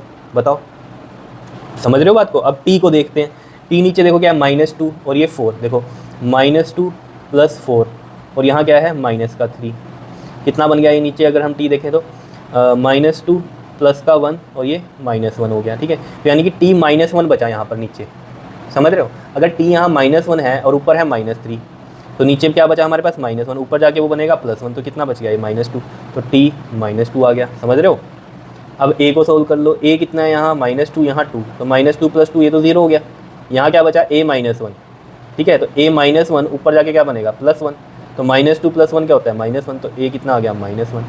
तो यहाँ से हमारे पास जो डायमेंशंस आ रही हैं वो ये आ रही हैं, ठीक है, m0 l0 t -2 और a -1। तो देख रहे हो फॉर्मूला हमें पता था, ठीक है, मतलब ये उसने दे दिया फॉर्मूला, इनके फॉर्मूले हमें पता थे तो हमने उनके डायमेंशन निकाल लिए, यहाँ पुट कर दिए और सोल्व कर दिया, तो ये आ गया हमारे पास। आ रही है बात समझ में। तो ये इंपॉर्टेंट है क्वेश्चन, ठीक है जी, इंपॉर्टेंट क्वेश्चन है ये, क्लियर। अब चलो आगे चलते हैं हम, आगे हम बात करते हैं 27 नंबर रेजिस्टिविटी। रेजिस्टिविटी के लिए देखो फॉर्मूला क्या होता है, रो से हम इसको डिनोट करते हैं। आपको फॉर्मूला पता है R = में ρl/a, तो यहाँ से रो की जो वैल्यू निकलेगी वो क्या बनेगी RA/L, तो RA/L। तो इसके डायमेंशन हम लिख सकते हैं, रेजिस्टेंस के डायमेंशन हमें पता है यहाँ से, ठीक है, लिखते हैं m1 l2 t -3 a -2। अब आप कहोगे हमें तो नहीं पता, ये तो आप देख के यहाँ से लिख रहे हो, तो आपको करना पड़ेगा ना, R का फॉर्मूला पता है उसके बनाओ पहले, जो आएगा यहाँ लिखो। एरिया का आप सबको पता है L2 होता है और लेंथ के L होते हैं। तो यहाँ पर देखो ज़रा सिंपल सी कहानी है, एक L से ये L कट गया, एक L बचा यहाँ, तो यहाँ 1 रहेगी पावर, तो ये 3 बन गया। तो m1 l3 t -3 और a -2 ये आ गए रेजिस्टिविटी के, ठीक है, m1 l3 t -3 और a -2। क्या इतनी बात क्लियर है या नहीं है बता दो, ठीक है जी। उसके बाद हम बात करते हैं 28 की। अब देखो जैसे रेजिस्टिविटी है रो, ऐसे ही कंडक्टिविटी। रेजिस्टिविटी क्या होती है, रेजिस्ट जो कितना रेजिस्ट करेगी, है ना, करंट को। कंडक्टिविटी क्या है, कितना कंडक्ट करेगी, इसका उल्टा होता है, समझ रहे हो। रेजिस्टेंस में आता है ना रेजिस्टिविटी, ये क्या है कि कितना रेजिस्ट हो रहा है करंट को, और कंडक्टिविटी कितना कंडक्ट कर रहा है। तो रेजिस्टिविटी का उल्टा होता है कंडक्टिविटी, तो इसको हम सिग्मा से लिखते हैं, और ये होता है 1/ρ। उल्टा होता है ना रेजिस्टिविटी का, तो रेसिप्रोकल में आ जाता है। तो ये सिंपल है, रो की हमने निकाल ली है, अभी क्या है m1 l3 t -3 और a -2। तो हम डायरेक्ट क्या करेंगे, इसको ऊपर लेके जाएंगे तो क्या आ जाएगा m -1 बन जाएगा, l -3 बनेगा, t जो होगा हमारे पास -3 है ना, ऊपर जाके प्लस का 3 बन जाएगा, a -2 है, ऊपर जाके प्लस का 2 बन जाएगा। तो ये देख रहे हो पावर्स क्या हो गई, बस साइन चेंज हो गए, बाकी सब कहानी सेम ही है। बताओ जी समझ में आया इतना, ठीक है। तो ये समझ में आ गई होगी आपको कहानी की फॉर्मूले अगर हमें पता है तो सब कुछ ईजी है, फॉर्मूले अगर नहीं पता तो फिर सब कुछ ही डिफ़िकल्ट है। तो कहानी क्या है आपके लिए कि आपको फॉर्मूले याद करने पड़ेंगे, ठीक है जी। अब ये तो हो गई कहानी यहाँ पर, ठीक है। अब मैं ना कुछ यहाँ पर बात करूँगा, कुछ कॉन्स्टेंट्स हैं फिज़िक्स में इंपॉर्टेंट, उनकी डायमेंशंस की, ठीक है, वो भी पेपर में पूछे जाते हैं आपसे, ठीक है। तो उनको हम करते हैं नेक्स्ट पेज पर। अभी के लिए इतना नोट करो जरा ये आप, ठीक है, ये नोट कर लेना यहाँ पे, ठीक है। अभी हम चलते हैं नेक्स्ट पेज पर। देखो जी, dimension formula of some important constant, इनमें से बहुत बार पूछे गए हैं पेपर में। तो देखो जरा, जैसे हम बात करें यहाँ पर ग्रेविटेशनल कांस्टेंट की, देखो कुछ तो आपने सुने होंगे, जैसे ये तो आपने सुना ही होगा, ये तो ग्रेविटेशनल कांस्टेंट क्लास 9th में आपने ग्रेविटेशन में पढ़ा होगा। ग्रेविटेशनल कांस्टेंट किससे रिप्रेजेंट करते हैं हम इसको, जी से रिप्रेजेंट करते हैं। अब ये फॉर्मूला कहाँ से आएगा इसका, जी का, आपको पता है ग्रेविटेशन फोर्स किसके इक्वल होती है हमारे पास, जी m1 m2/r², ये सब आपको पता है, ठीक है ना। यहाँ से हम g की वैल्यू जब हम निकाल लेंगे तो ये क्या बनेगा fr² और अपॉन में m1 m2। तो ये फार्मूला बन गया। सबसे पहले हमारा काम क्या है, फार्मूला बनाना। अब फार्मूला अगर हमें पता चल गया, ठीक है, तो हम क्या करेंगे यहाँ पर बताओ, डायमेंशंस लगा देंगे, ठीक है। तो ये फार्मूला पता चल गया हमें। f क्या है, फोर्स के बताओ डायमेंशंस क्या होते हैं, mlt -2, r के डिस्टेंस है l² हो जाएगा, यहाँ पर 2 है क्योंकि, और मास क्या है, 2 मास है तो ये m2 हो जाएगा। आ रही है बात समझ में। अब देखो जरा यहाँ से हम देखें, अगर ये 2 है, ऊपर जाके क्या बनेगा -2, और यहाँ पावर क्या है 1 है, ये भी l1 है, तो 1 - 2 क्या बनेगा -1। l कितना हो जाएगा, ये 1 और ये 2, ये 3 हो गया, और ये t -2, तो m -1 l3 और t क्या आ गया हमारे पास -2, m -1 l3 t -2। क्लियर है, समझ में आ गई बात, ठीक है। सेकेंड हम बात करें इसमें permittivity of free space, permittivity of, अब ये सब ना आपको 12th में पता चलेगा कि परमिटिविटी ऑफ फ्री स्पेस क्या होती है, ठीक है। लेकिन हाँ, ये कांस्टेंट है, एक इसके बारे में भी पूछता है पेपर में। तो परमिटिविटी ऑफ फ्री स्पेस हम एप्सिलॉन नॉट ऐसे लिखते हैं, मतलब ऐसे सी सा डालो, ऐसे डालो और ये ऐसे तरीके से डाल दो, एप्सिलॉन नॉट ऐसे इसका सिंबल है, ठीक है। अब इसमें जो फार्मूला लगता है ना वो इलेक्ट्रोस्टैटिक फोर्स वाला लगता है। वो कैसे, F इज इक्वल टू में जो हमें कूलम्स लॉ से मिलता है क्लास 12 में आपको पता चलेगा, F इज इक्वल टू में होता है 1/4 pi epsilon not Q1 Q2 over में R स्क्वायर। यहाँ पर Q1 Q2 चार्ज है, R डिस्टेंस है, F फोर्स है। अब मुझे यहाँ एप्सिलॉन नॉट की वैल्यू चाहिए, तो देखो एप्सिलॉन नॉट इधर ले जाओ, 1/4 पाई, ये F आ गया यहाँ, R स्क्वायर है यहाँ पर, और ये Q1 और ये Q2। हमें पता है यहाँ पर 4 पाई की कोई डिमेंशन नहीं होगी क्योंकि ये कॉन्स्टेंट्स हैं कुछ, ठीक है ना, पाई भी एक कांस्टेंट वैल्यू है, ये न्यूमेरिक वैल्यू हो गई, ठीक है। तो ये सब की तो डायमेंशन नहीं होती है, तो सिंपल हमारे पास जो एप्सिलॉन नॉट बचा वो क्या बचा, Q1 Q2 अपॉन में F R स्क्वायर। अब यहाँ पर हम देखें अगर चार्ज के लिए बताओ जरा क्या डायमेंशन बताई थी, अभी देख लेना, पीछे मैंने बताई थी अभी आपको। करंट इन क्या होता है बताओ, चार्ज क्या था, I का फॉर्मूला क्या था बताओ, Q/T, Q का क्या आया था I इंटू में T, तो I का A और T का T, AT था, ठीक है। तो A1 T1 एक चार्ज का, दूसरे का भी यही A1 T1। फोर्स के आप सभी को याद हो गए होंगे आपको, MLT-2, मास इंटू एक्सेलरेशन होता है ना, तो मास एक्सेलरेशन के LT-2। आ रही है बात समझ में या नहीं आ रही है बताओ, कोई दिक्कत इसमें। R के क्या हो जाएंगे, डिस्टेंस है तो L2। तो देखो ज़रा अब यहाँ पर सबसे पहले हम क्या करें, यहाँ पर देखो M के, देखो ज़रा M कोई नहीं है, ऊपर कोई नहीं है, नीचे एक ही है ये, ठीक है, तो 1 है ये, ठीक है। तो M ऊपर जाके क्या बनेगा -1। L देखो यहाँ 1 है, ये 2 है, 3 हो गया नीचे, ऊपर जाके -3 बनेगा। T देखो ऊपर 1 और 1 कितना हो गया 2, और ये नीचे -2, ऊपर जाके +2, तो T कितना बन जाएगा 4। समझ रहे हो ना, T ऊपर कितना हो गया 2 और नीचे कितना है T -2, तो T2 और ये -2 पर जाके +2, तो 4 बन गया। आ रही है बात समझ में, ठीक है। और A ऊपर ही है तो A कितना है 2 है, तो ये इसके डायमेंशंस आ गई एप्सिलॉन नॉट के, क्या आई हैं M-1 L-3 T4 और A2। मेन कहने का मतलब क्या है कि फॉर्मूले याद होने चाहिए, ठीक है। तो ये इलेक्ट्रोस्टैटिक फोर्स का फॉर्मूला था, जैसे ये हमारे पास ग्रेविटेशन फोर्स का फॉर्मूला था, तो हमें G का पता चल गया यहाँ से। ऐसे आपको इलेक्ट्रोस्टैटिक फोर्स जो है उसके बारे में पता होना चाहिए, इलेक्ट्रोस्टैटिक फोर्स के बारे में, ठीक है। तो आप यहाँ से एप्सिलॉन नॉट की वैल्यू आप निकाल सकते हो। क्या इतनी बात क्लियर है या नहीं है बता दो ज़रा, ठीक है। आ रही है बात समझ में, ईजी था, ठीक है, कुछ भी मुश्किल तो नहीं है, मुश्किल कुछ नहीं है, मुश्किल कब तक है जब तक समझ में नहीं आता, ठीक है। अब हम बात करते हैं इसमें परमिएबिलिटी ऑफ फ्री स्पेस। इसको हम लिखते हैं म्यू नोट से, म्यू नोट बोलते हैं इसको, ठीक है। और ये एप्सिलॉन नॉट होता था। यहाँ इलेक्ट्रोस्टैटिक की कहानी होती थी, ठीक है, और ये कहानी किसकी है, यहाँ मैग्नेटिक फील्ड, ये मतलब इलेक्ट्रिक फील्ड में यूज़ होता था हमारा, और ये मैग्नेटिक फील्ड की कहानी है, ठीक है। चलो इतना आपको इसमें सोचना नहीं है कि क्या है, ठीक है, बस अभी तो ये पढ़ते जाओ कि क्या मैं आपको करा रहा हूँ, ठीक। अब यहाँ पर इसके लिए आपको जो फॉर्मूला याद रखना पड़ेगा वो क्या याद रखना पड़ेगा, फॉर्मूला बताओ। मैं यहाँ पर लिखता हूँ एक formula, C is equal to में 1/√में म्यू नॉट एप्सिलॉन नॉट, ये याद रखना, 1/√में म्यू नॉट एप्सिलॉन नॉट, ये याद रहेगा। अब देखो जरा यहाँ से क्या मैं म्यू नॉट की वैल्यू निकाल सकता हूँ, बिल्कुल निकाल सकता हूँ। देखो अगर मैं इसको स्क्वेयरिंग ऑन बोथ साइड करूँ तो ये C स्क्वायर, 1 का स्क्वायर 1 और इसका स्क्वायर करूँगा तो रूट कट जाएगा, तो म्यू नॉट अपॉन में एप्सिलॉन नॉट बचेगा। और यहाँ से अगर मैं म्यू नॉट की वैल्यू निकालना चाहूँ तो म्यू नॉट को इधर ले जाऊँगा, और 1 अपॉन में ये C स्क्वायर इधर, और ये एप्सिलॉन नॉट तो यहाँ है ही। तो मैं यहाँ लिखता हूँ, देखो म्यू नॉट की जो वैल्यू आ गई हमारे पास वो क्या आ गई, 1 अपॉन में C स्क्वायर एप्सिलॉन नॉट। अब C क्या है यहाँ पर, C is speed of light, क्या है ये, स्पीड ऑफ लाइट है, तो यानी कि स्पीड है, सिंपल सी बात है, स्पीड है तो फॉर्मूला वही है, मतलब डायमेंशन वही है, LT-1, स्पीड के ही थे ना, LT-1 देख लेना पीछे, समझ रहे हो। और एप्सिलॉन नॉट के अभी अभी आपने निकालने हैं, ये एप्सिलॉन नॉट के अभी अभी निकालने हैं आपने, तो आप ये भी लिख सकते हो, ठीक है। तो सिंपल हो गया आपके लिए या नहीं हो गया, ठीक है ना। तो देखो जरा 1 अपॉन में C स्पीड ऑफ लाइट यानी कि LT-1, और इस पूरे का स्क्वायर आएगा बिकॉज यहाँ स्क्वायर है। एप्सिलॉन नॉट की अभी मैंने आपको बताई ये है, ठीक है, तो यहाँ लिख देता हूँ मैं, क्लियर।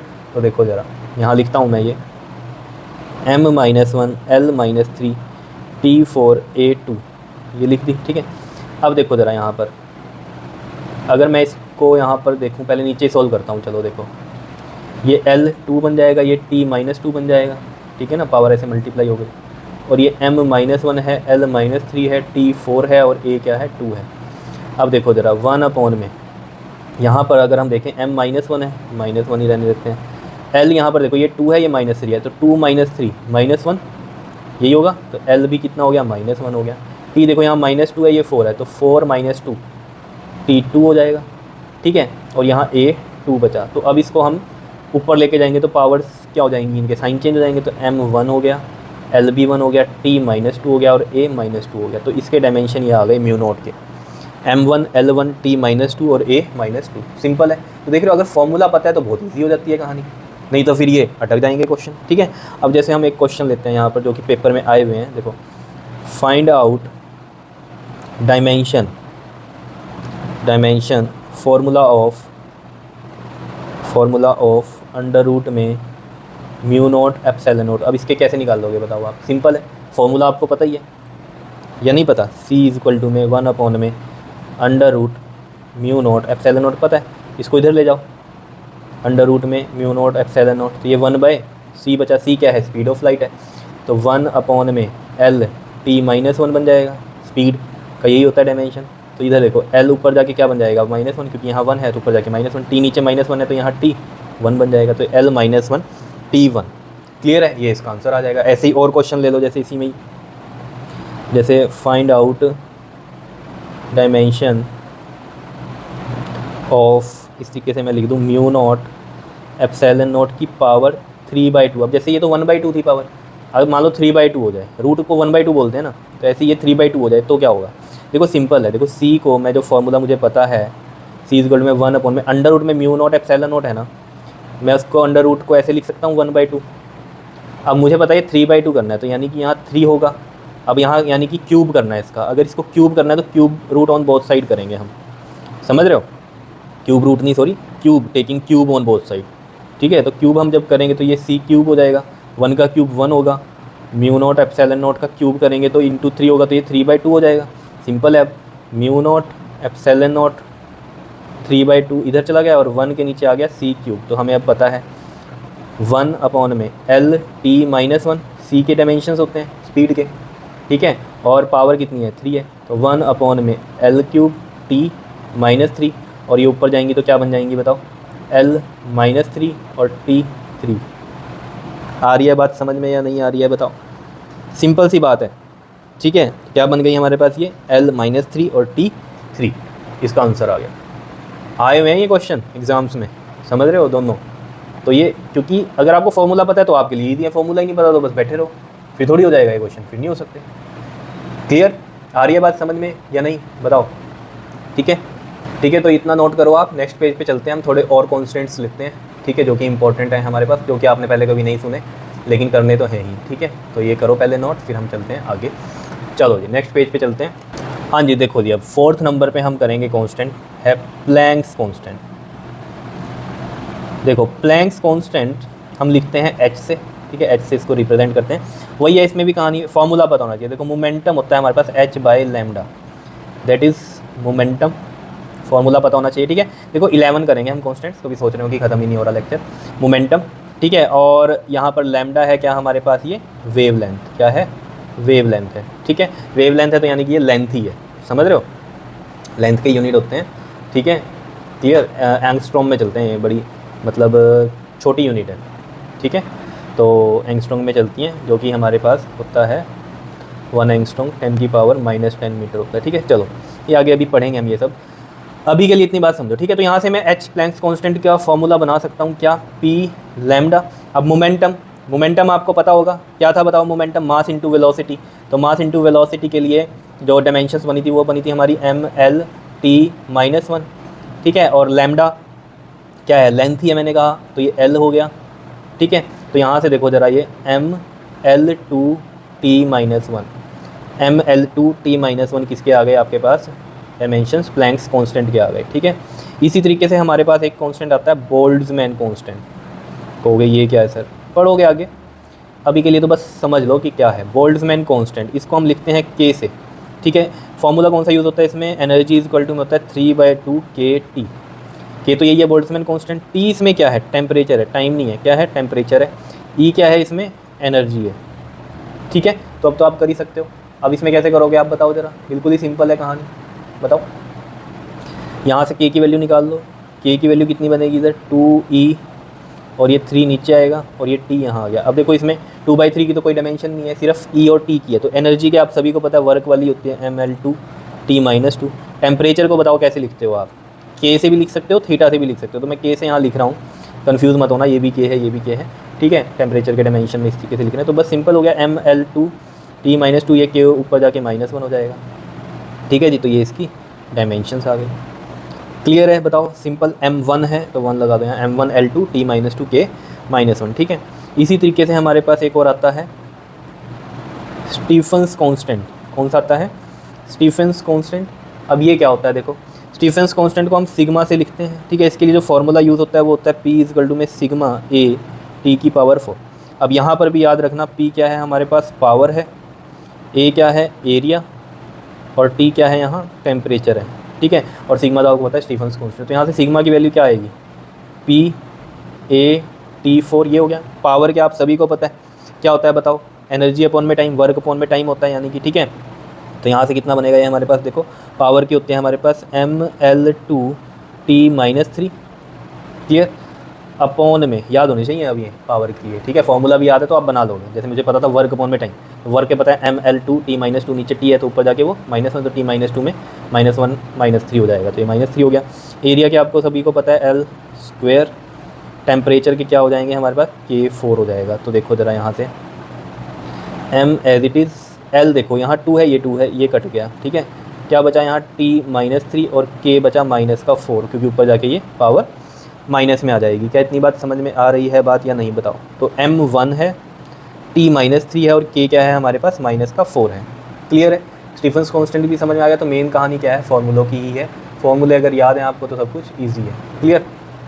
बात करते हैं अब हम सेवन्थ में बात करेंगे हम कोफिशिएंट ऑफ विस्कोसिटी की। तो देखो कोफिशिएंट ऑफ विस्कोसिटी, अभी आपको लगेगा ये पता नहीं क्या क्या चल रहा है, ठीक है, लेकिन बस आप पढ़ते जाओ अभी के लिए तो ये, ठीक है। कोफिशिएंट ऑफ विस्कोसिटी को हम ईटा से लिखते हैं, ईटा ऐसे लिखते हैं, एन को ऐसे बड़ा सा कर दो, ठीक है। इसके लिए जो यूज़ होती है फॉर्मूला वो होता है फोर्स = में 6 पाई ईटा और साथ में आता है RV, ठीक है। अब यहाँ पर जो ये F है फोर्स है, पाई कांस्टेंट है, ईटा आपको पता ही है, R क्या है हमारे पास यहाँ पर, रेडियस, ठीक है। और ये क्या है हमारे पास यहाँ, वेलोसिटी या स्पीड। क्लियर। अब देखो यहाँ से ईटा की वैल्यू निकाल दो, ईटा की वैल्यू कितनी आएगी, F में 6 पाई RV। 6 पाई की तो कोई डायमेंशन ही नहीं होगी, ठीक है। तो फोर्स की डायमेंशन पता है आपको, mLT-2, R रेडियस यानी कि L, वेलोसिटी LT-1। देख लो सिंपल है, अगर फॉर्मूला पता है तो डायमेंशन तो बहुत इजी हो रही है बनानी। तो m हो गया, एक L से ये L कट गया, ये L1 है, ऊपर जाके -1 हो जाएगा, -1 हो गया, ठीक है। और T-2 है, ये -1 है, तो -2 और ये -1 ऊपर जाके +1, तो -1 आएगा। T कितना हो गया, -1 हो गया। तो ये हमारे पास कोफिशिएंट ऑफ विस्कोसिटी के डायमेंशंस आ गए, m1 L-1 और T-1। क्लियर है। बात करते हैं हम 8th। क्या करें अब इसमें, स्पेसिफिक हीट लेते हैं एक, ठीक है। क्या लेते हैं हम, स्पेसिफिक हीट। अब जितने भी ये कांस्टेंट है ना, देख लो फॉर्मूला इनके लिए अलग है, उसमें से हम निकाल रहे हैं, क्योंकि कांस्टेंट फॉर्मूले में आ रहा है किसी में, उसमें से हम उसकी वैल्यू निकाल रहे हैं। तो स्पेसिफिक हीट को हम S से लिख देते हैं। और फॉर्मूला कौन सा चलता है इसमें, Q = में हमारे पास होता है यहाँ पर क्या था, ms∆T। अब देखो ज़रा यहाँ Q क्या है, ये हमारे पास हीट एनर्जी है, क्या है, हीट एनर्जी है। m क्या है यहाँ, मास है। और ये जो ∆T है ये क्या है हमारे पास यहाँ, change in temperature. Change in temperature मतलब टेम्परेचर ही है, सिंपल सी ये बात है, ठीक है। तो यहाँ से हम S का फॉर्मूला बना लेंगे, क्या, Q में m∆T। तो Q क्या है, एनर्जी है, हीट एनर्जी है, तो यानी कि mL2 T-2 पता है हमें एनर्जी के। m का मास, m हो गया मास का m। टेम्परेचर के लिए हम K लिखते हैं, तो ये सिंपल ही ऐसे लिख दिया।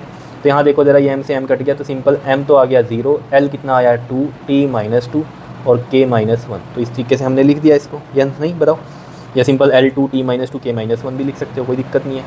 और L2 T-2 K-1 ऐसे भी लिख सकते हो स्पेसिफिक हीट के लिए, ठीक है। बात इतनी है, नहीं बताओ, कोई दिक्कत इसमें तो बताओ। अब तो गला भी दर्द होने लग गया मेरा बोल बोलते, ठीक है, लेकिन कराएंगे आपको काम। देखो ज़रा 9th की हम बात करेंगे, लेटेंट हीट। लेटेंट हीट को हम लिखते हैं L से, किससे लिखते हैं हम, L से। इसके लिए जो फार्मूला यूज़ होता है वो होता है Q में mL। Q वही है यहाँ पर क्या, हीट एनर्जी, ठीक है। m क्या है, मास है। L आपको पता ही है, लेटेंट हीट है, तो L Q/m बन गया। तो ये देख लो ज़रा, ml2t-2 तो एनर्जी के हो गए और मास का m हो गया, ये इससे कट गया, क्या बचा सिर्फ L2t-2 is the dimension of किसके हैं ये आपके पास डायमेंशन लेटेंट हीट के। क्या इतनी बात क्लियर है या नहीं है बता दो। ठीक है जी, आया समझ में ये, इसको करो ज़रा नोट, अभी है अभी और भी है। ठीक है, क्लियर है इतनी बात। 11 बोल देना मैंने आपको, अभी हैं और। ठीक है, इसको कर लो ज़रा नोट ज़रा। अब ये 11 करने के बाद ना एक बहुत बढ़िया क्वेश्चन कराऊंगा आपको, ठीक है, जो कि पेपर में भी आया हुआ है। ठीक है, तो वो भी इम्पॉर्टेंट है। ठीक है, इसको नोट करो। चलो नेक्स्ट पेज पे चलते हैं। देखो जी, अब हम बात करते हैं थर्मल कंडक्टिविटी की। थर्मल कंडक्टिविटी, ठीक है, इसको हम K से लिखते हैं। ठीक है, इसके लिए जो फार्मूला यूज़ होगा वो होगा Q इज़ टू में KA θ1 माइनस में θ2 अपॉन में D। अब यहाँ पर ये क्या है, Q क्या है, ये तो आपको पता ही है, हीट एनर्जी है। ठीक है, ये Q है और ये थीटा है। ये जो थीटा है ना, ये यहाँ पर एंगल नहीं है कोई, ये क्या है, टेम्परेचर है, चेंज इन टेम्परेचर है। क्या है ये, चेंज इन टेम्परेचर है, याद रहेगा। और ये जो D है ना यहाँ पर, ये क्या है हमारे पास, डिस्टेंस है। ठीक है, और A इज़ एरिया। अगर याद हो ना आपको, टेम्परेचर में मैंने आपको कहा था K से भी लिखते हैं इसको, थीटा से भी लिखते हैं। ठीक है, अब लिखते हैं तो इसलिए नोटेशन है तो ऐसे ही है। क्लियर है इतनी बात। तो जब आप पढ़ोगे ऑब्वियस सी बात है, तो और यहाँ पर ना T भी आएगा, यहाँ ये टाइम होगा। ठीक है, जब आप पढ़ोगे तो आपको समझ में आने लग जाती हैं चीज़ें। ठीक है, अभी तो स्टार्टिंग ही हो रही है। क्लियर, बताओ कोई दिक्कत इसमें। अब यहाँ से ऑब्वियस सी बात है K की वैल्यू हम फाइंड आउट करते हैं। तो देखो K कितना आ जाएगा यहाँ पर, QD अपॉन में ये A θ1 माइनस θ2 एंड इंटू में T। अब देखो सब कुछ पता है हमें, तो बस अब तो डायमेंशंस लिखनी है। एनर्जी के पता है आपको ml2t-2, डिस्टेंस के L हो गए। ठीक है, एरिया के L स्क्वायर हो गए। और भी बात है चेंज इन टेम्परेचर, तो टेम्परेचर है सिंपल है, तो मैं इसको K से लिख दूँ। और T क्या है हमारे पास, T है टाइम, तो ये T से इस तरीके से लिख दिया। ठीक है, अब चलो इसको देखते हैं ज़रा। देखो जी, ऊपर L3 हो गया, चलो पहले लिखता हूँ m सिर्फ एक ही है तो m1 लिख दिया। L देखो कितने हैं, L ऊपर हो गए 3 क्योंकि ये 1 है, 1 और 2 3, और ये ऊपर जाके माइनस होगा, तो 3 में से 2 गया, माइनस होगा ना, 3 में से 2 तो 1 आएगा। ठीक है, T देखो, अब T ये -2 है, ये पावर 1 है, ऊपर जाके ये पावर हो गई -1, तो T कितना हो जाएगा -3। ये K की पावर 1 है, तो ये K ऊपर जाके कितना हो जाएगा -1। यहाँ K क्या है, टेम्परेचर वाला। ठीक है, क्लियर है इतनी बात, ये बताओ समझ में आया। थर्मल कंडक्टिविटी के लिए m1 L1 T-3 और K-1। ठीक है, लास्ट करते हैं ये स्प्रिंग कांस्टेंट। कौन सा करेंगे अब हम, स्प्रिंग कांस्टेंट। तो देखो ज़रा, स्प्रिंग कांस्टेंट लिखते हैं यहाँ, स्प्रिंग कांस्टेंट। इसको देखो, हम जो स्प्रिंग कांस्टेंट है हमारा, इसको लिखते हैं हम F इज़ टू में KX। यहाँ पर भी ये जो K है ये कांस्टेंट है, ये स्प्रिंग कांस्टेंट वाला। ठीक है, तो यहाँ से हम अगर हम इसकी वैल्यू निकालें तो ये F/x होगा। F क्या है यहाँ पर, फोर्स है, x क्या है यहाँ पर, डिस्टेंस है। ठीक है, तो देखो ज़रा, F हो गया और ये x हो गया, या डिस्प्लेसमेंट है ये x। ठीक है, F के लिए हमें पता है, फोर्स के लिए mlt-2 और ये L है, तो m ये 1 ये तो कट गया, तो m1t-2। तो ये स्प्रिंग कांस्टेंट की हमारे पास क्या आ गई है, डायमेंशन आ गई। क्या इतनी बात क्लियर है या नहीं है बताओ। स्प्रिंग कांस्टेंट की ये डायमेंशन आ गई mt-2। ठीक है जी, क्लियर है। अब बात करते हैं जो मैं क्वेश्चन कह रहा था आपको। ठीक है, बस ख़त्म कर रहे हैं लेक्चर। देखो जो मैं क्वेश्चन कह रहा था ना आपको, क्या था वो क्वेश्चन, देखो मैं यहाँ लिखता हूँ, find out dimension of E upon में B। ठीक है, अब देखो कैसे करेंगे इस क्वेश्चन को। E का मतलब यहाँ क्या है, इलेक्ट्रिक फील्ड, B का मतलब क्या है, यहाँ पर मैग्नेटिक फील्ड है। ठीक है, अब देखो आप कैसे करोगे, आप नॉर्मली फार्मूला ढूंढोगे। E के लिए जो फार्मूला होता है मैं आपको बताता हूँ, E इक्वल टू में होता है F/Q। और जो B के लिए जो फार्मूला होता है वो क्या होता है हमारे पास, यहाँ से निकलता है F इक्वल टू में BIL sin थीटा। ठीक है, F force, Q charge, B magnetic field, F force, I current, L length. और ट्रिग्नोमेट्रिक फंक्शन की तो कहानी होती नहीं है, तो अगर यहाँ मैं B की वैल्यू निकाल दूँ तो वो कितनी बनेगी, FIL sin थीटा। तो देखो यहाँ से हम इसकी डायमेंशन लिखें पहले E की, F फोर्स की क्या होती है, mlt-2, और चार्ज की हमें पता है 8t होती है। ठीक है, क्लियर। अब देखो यहाँ से अगर हम इसकी डायमेंशंस देखें तो m as it is 1, L भी एज इट इज़ 1, T देखो -2 है और ये ऊपर जाके -1, तो T कितना हो जाएगा, -3, और A ऊपर जाके कितना हो जाएगा, -1 हो जाएगा। ठीक है, तो m1 L1 T-3 A-1 इसकी आ गई। इसकी भी निकाल लो यहाँ से। अभी मैं इसका ना ईजी भी बता दूंगा आपको एक। ठीक है, अभी तो मैं ये बता रहा हूँ आपको कि आप कैसे करोगे। आप फॉर्मूला ढूंढोगे, फॉर्मूला आता है तो आप ऐसे करोगे। ठीक है, दिस इज़ बी।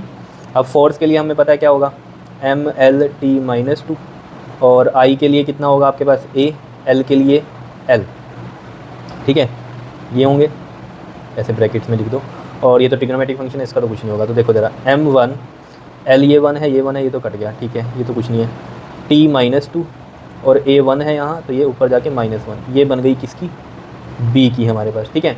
अब हमें पता है ई बाई बी करनी है, तो ई बाई बी के लिए ई की लिखो, M L T minus three A minus one, और बी की क्या है हमारे पास, M one T minus two A minus one, ठीक है। अब देखो यहाँ से एम से एम कट गया, ठीक है, और ए माइनस वन कट गया, एल वन बचा, और टी देखो ये माइनस टू पर जाके प्लस टू, तो minus three plus two minus one, तो एल टी माइनस वन बन रहे हैं, ठीक है।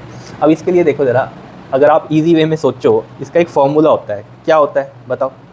डायरेक्ट आप एक चीज़ याद रखना, ई अपॉन में बी जो होता है वो सी होता है, याद रहेगा ये फॉर्मूला, ई बाई बी क्या होता है, सी होता है। ये देख लो, ये स्पीड ऑफ लाइट है, क्या है ये, स्पीड ऑफ लाइट, और यहाँ से भी जो डायमेंशन आए हैं आपके पास, ये स्पीड ऑफ लाइट की तो हैं, या स्पीड की तो हैं, एल टी माइनस वन किसके होते थे, स्पीड या वेलोसिटी के, तो ये भी क्या है, स्पीड ही है यहाँ पर।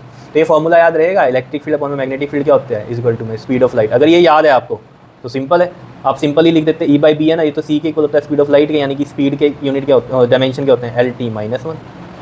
डायरेक्ट आप कर सकते थे, टाइम बच जाता आपका, ठीक है, इसलिए ये क्वेश्चन करवाया और आया भी हुआ है, ठीक है ना। अब या तो फॉर्मूलों में आप बिजी हो जाओगे, ठीक है, लेकिन अगर ये फॉर्मूला पता है ई बाई बी सी होता है तो बस हो जाएगा क्वेश्चन, या नहीं बताओ, ठीक है जी। तो ये था आपके पास डायमेंशन से रिलेटेड सब कुछ मैंने आपको बता दिया।